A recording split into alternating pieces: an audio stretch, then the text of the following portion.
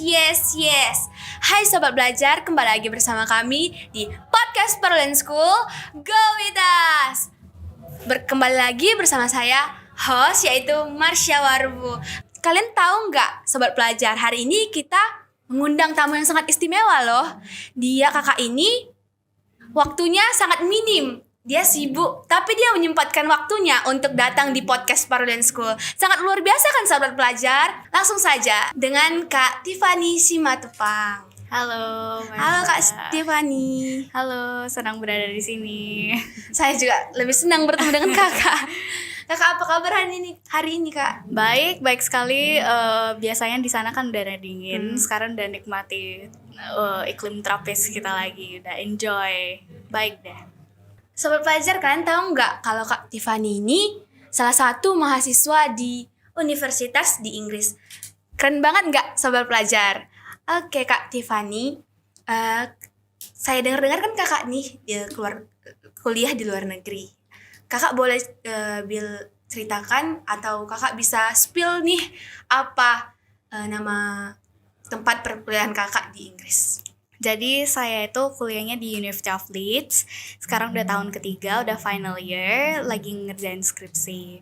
Jadi University of Leeds itu berada di Inggris, lebih tepatnya di kota Leeds. Jadi itu 1,5 jam dari London, ibu kota dari negara Inggris. Oh, jadi kalau di Inggris itu Kak, universitasnya berbeda-beda ya Kak? Iya, ada banyak universitas negeri juga kayak kita. Hampir sama di Indonesia. Hampir sama di Indonesia. Oke. Kemudian Kak, saya ingin bertanya, kakak ini anak keberapa sih Kak? Aku anak tunggal, perempuan satu-satunya. Ya. Wah, pasti kalau anak sendiri atau anak satu-satunya nih keluarga pasti paling disayang lah. Ya, seperti itu. Terus sih Kak, kan kakak nih anak tunggal atau anak satu-satunya di keluarga kakak. Tetapi kenapa sih orang tua kakak ngizinin kakak kuliah di luar negeri? Karena kan secara kasih sayang pasti mereka khawatir sama kakak sendiri yang jauh berada di dekat mereka, nggak di dekat mereka gitu. Iya. Jadi awal rencana itu memang orang tua izininnya cuman kuliah di Singapura karena dekat dari apalagi Medan. Jadi tapi saya tuh termotivasi akan masa depan gimana perkembangan bisnis. Saya kan ngambil jurusan bisnis.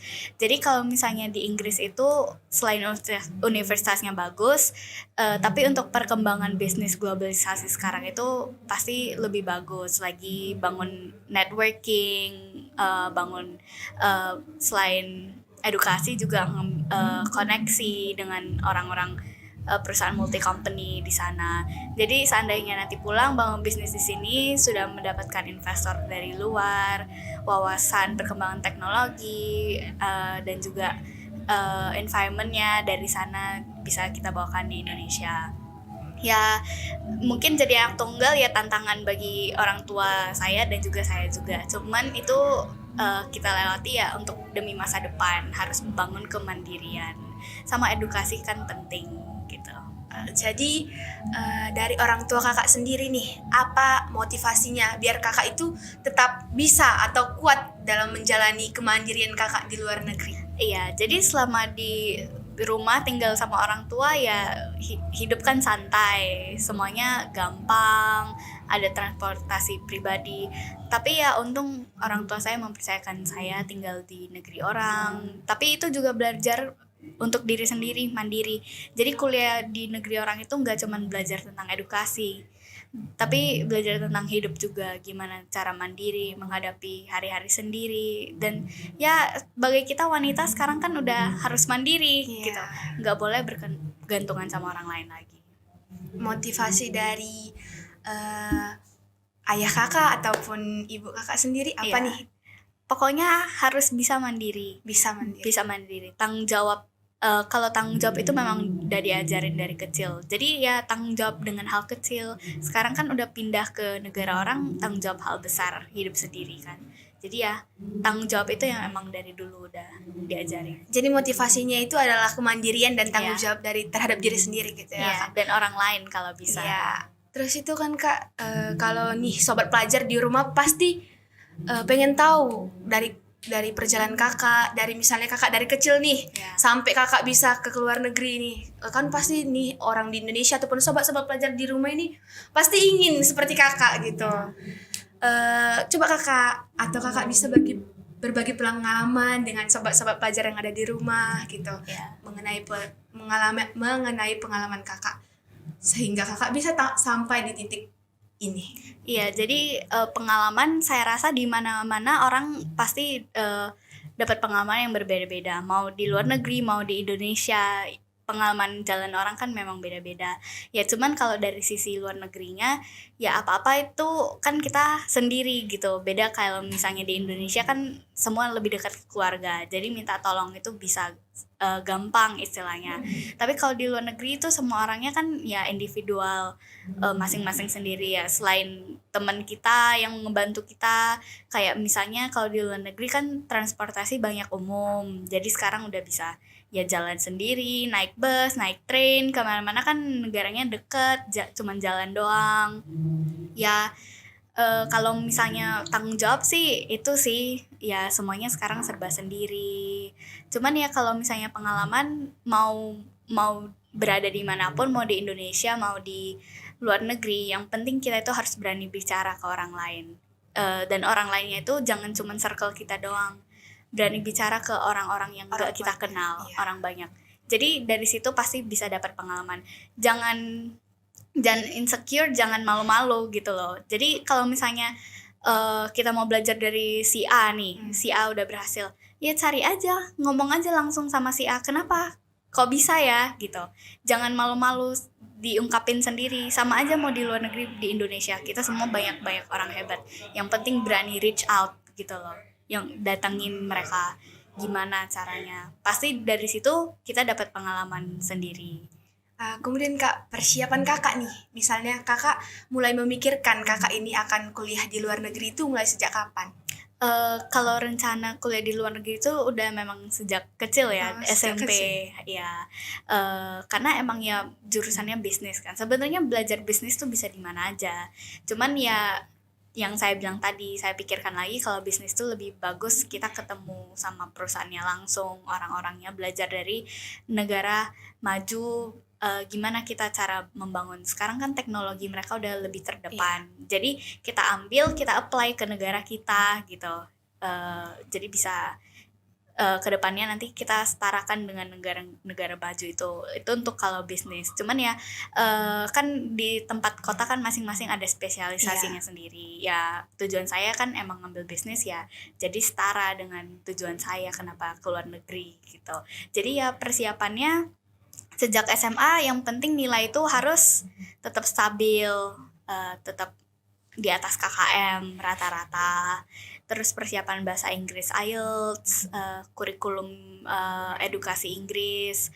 Terus ya persiapannya itu ikut organisasi, banyak-banyak kegiatan ekstrakurikuler, perlomba-lombaan, itu penting.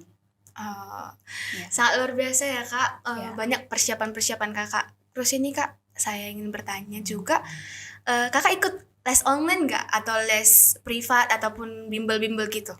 Iya, dulu sempat ikut les privat sendiri. Kalau misalnya bahasa Inggrisnya itu ikut privat sendiri IELTS. Itu satu kelas bareng teman-teman gitu. Terus kalau kurikulum kan A-level. Jadi waktu itu ikut les privat di Scholar gitu.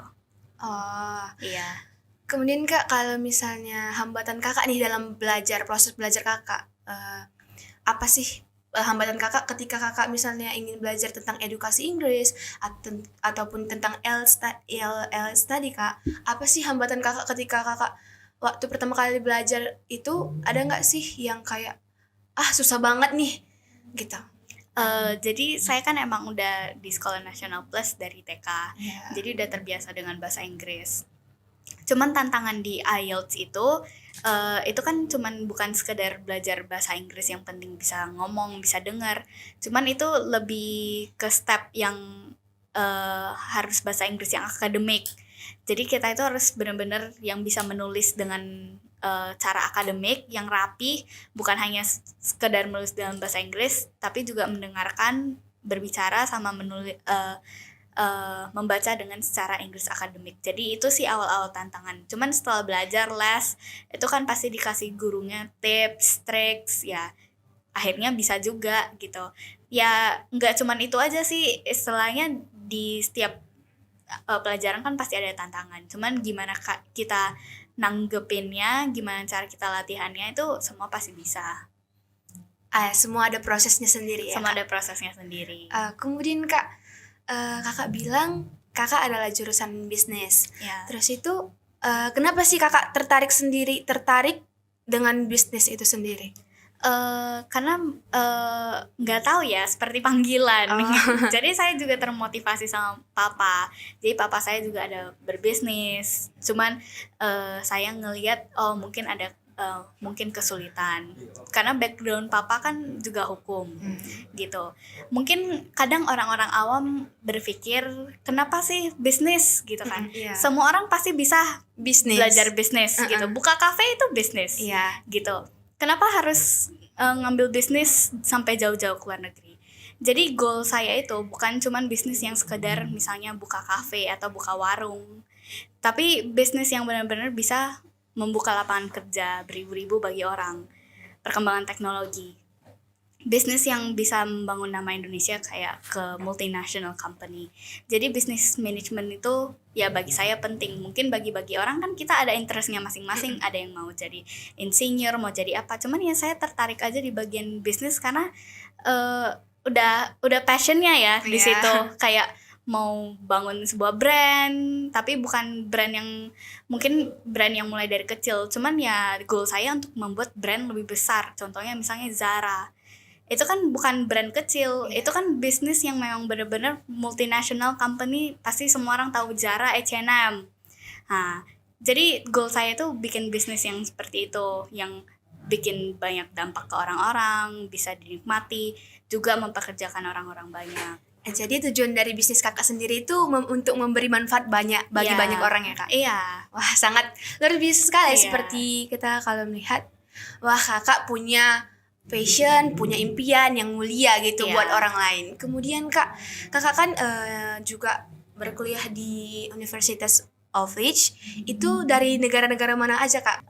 Jadi di University of Leeds itu salah satu kampus yang lingkupnya udah inklusif, diversity internasional gitu Iya. ya. Jadi mereka nggak cuma mau ngelihat nerima orang lokal Inggris doang, tapi ada banyak teman-teman yang dari Eropa, misalnya Prancis, Spanyol, negara-negara Eropa, Poland, semuanya itu ada di kampus. Terus dari Amerika juga banyak yang kesini, dari Asia juga udah banyak, dari Jepang, Korea, Cina, semuanya udah banyak sih. Kita warga negara Indonesia juga udah banyak yang kuliah di Leeds, ada juga banyak yang ngambil S2, S3, beasiswa pemerintah LPDP, itu juga ada banyak.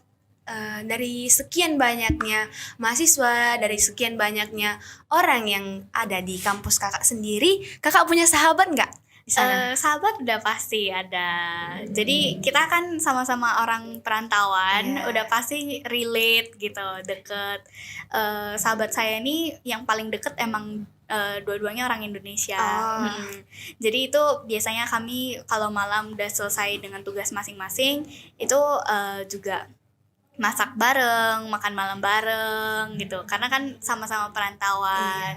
Jadi relate. Cuman dari orang lokal juga banyak sahabat deket, suka janjian. Kalau orang bule kan brunch gitu. Makannya jam 10 di tengah-tengah mau breakfast sama makan siang gitu. Sering juga ngafe, belajar bareng sih biasanya.